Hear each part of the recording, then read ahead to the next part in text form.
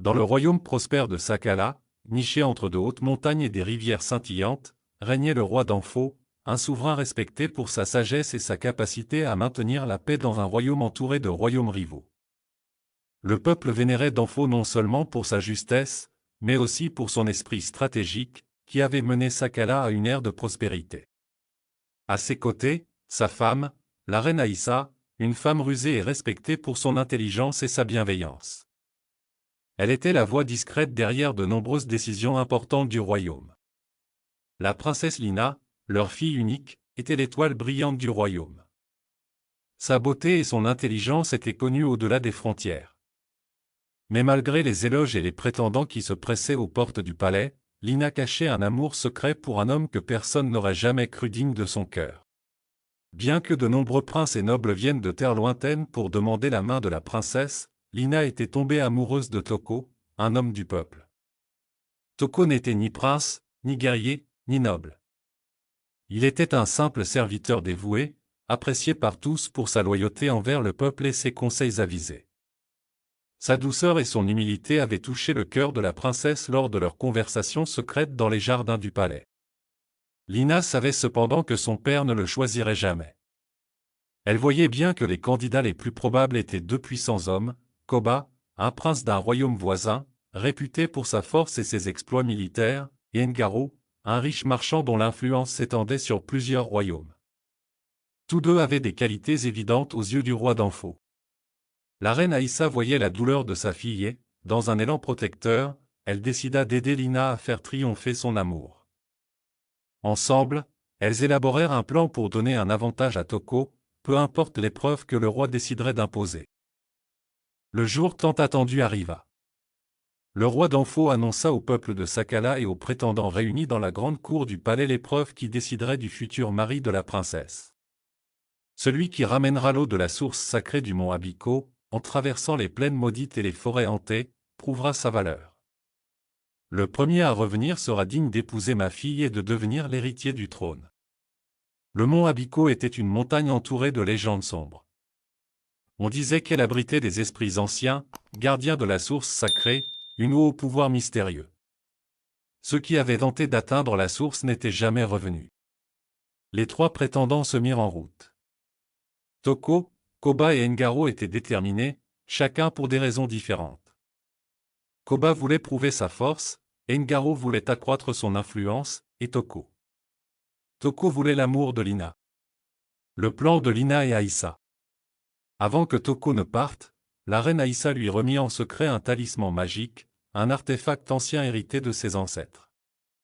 Ce talisman, avait-elle expliqué, pouvait guider et protéger son porteur à travers les terres mystiques, en particulier contre les esprits malveillants qui peuplaient la forêt hantée.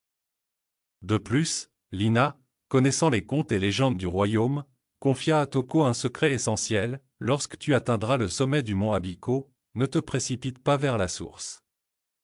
Attends le coucher du soleil, car c'est à ce moment-là que les esprits quittent leur poste pour rejoindre leur royaume souterrain. Avec ces informations, Toko avait un avantage. Mais il devait tout de même prouver son courage, car le chemin serait semé d'embûches. Le voyage vers le mont Abiko commença.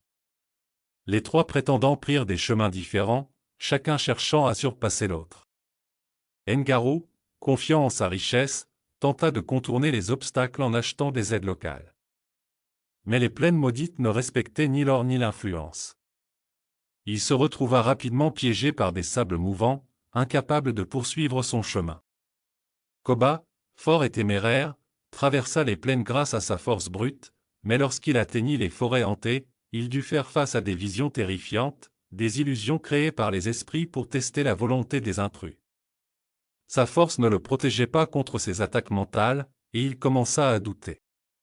Toko, guidé par le talisman de la reine, traversa les obstacles avec un calme déterminé. Les esprits semblaient éviter sa présence, comme s'ils sentaient la protection ancestrale qui l'accompagnait.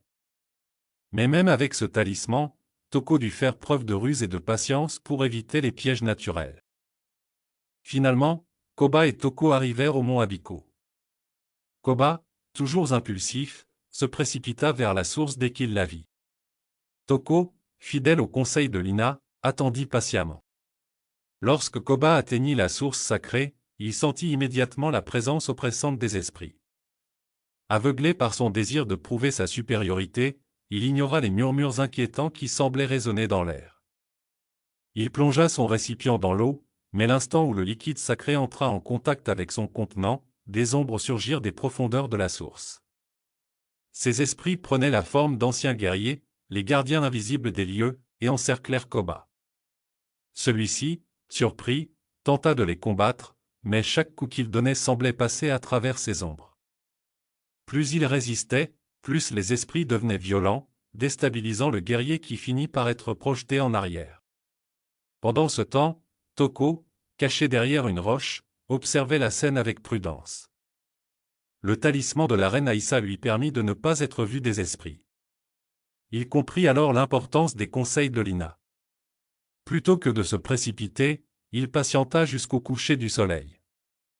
Durant cette attente, il réfléchit à son parcours, aux épreuves qu'il avait surmontées et à l'amour qu'il portait pour la princesse Lina.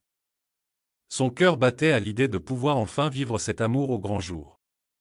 Lorsque le soleil disparut à l'horizon, l'atmosphère autour de la source changea.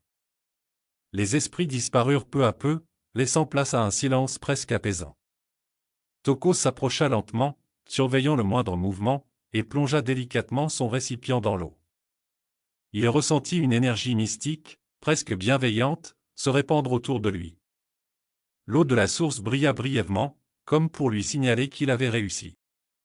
Mais alors que Toko s'apprêtait à repartir, il sentit une main ferme sur son épaule.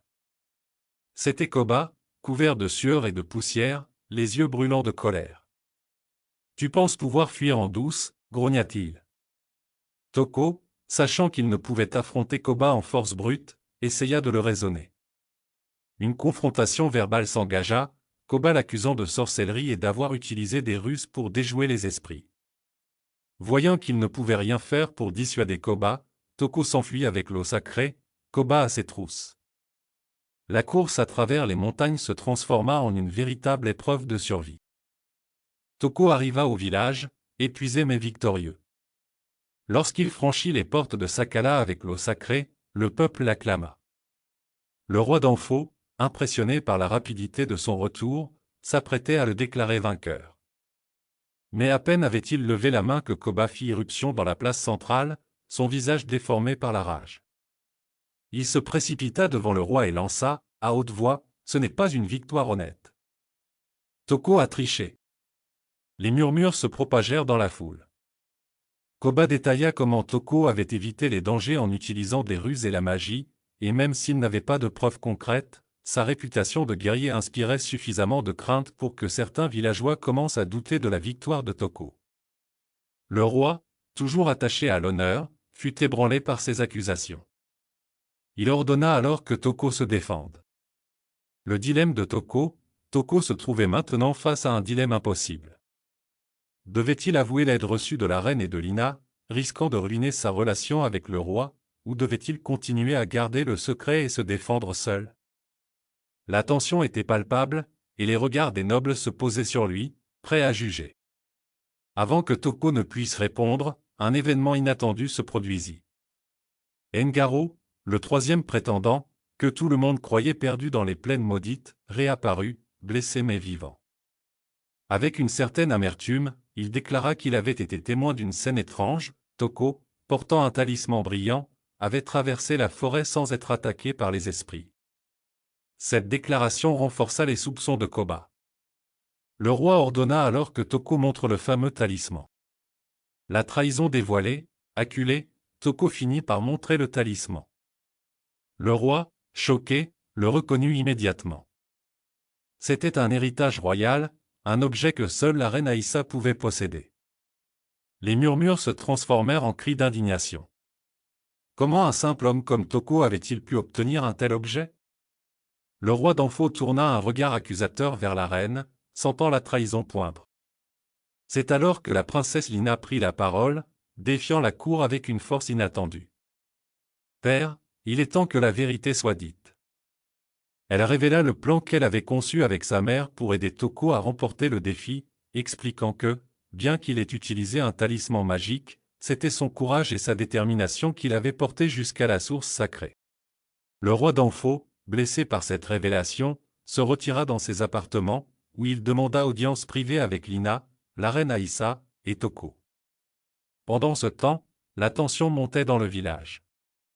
Certains soutenaient Toko, affirmant qu'il avait montré des qualités exceptionnelles malgré l'aide reçue, tandis que d'autres estimaient qu'il ne méritait pas la main de la princesse. Dans la salle du trône, le roi confronta Aïssa et Lina. Il leur reprocha de l'avoir trompée, mais plus encore, il leur reprocha d'avoir mis en péril l'honneur du royaume. Lina, les larmes aux yeux, lui expliqua que son amour pour Toko était sincère, qu'elle n'avait jamais souhaité épouser un homme qu'elle n'aimait pas. Aïssa, quant à elle, affirma qu'elle n'avait fait que protéger le bonheur de sa fille. Le roi, après de longues minutes de silence, posa une question simple à Toko: « Es-tu prêt à renoncer à tout, y compris à la main de ma fille, pour prouver ton honneur ?»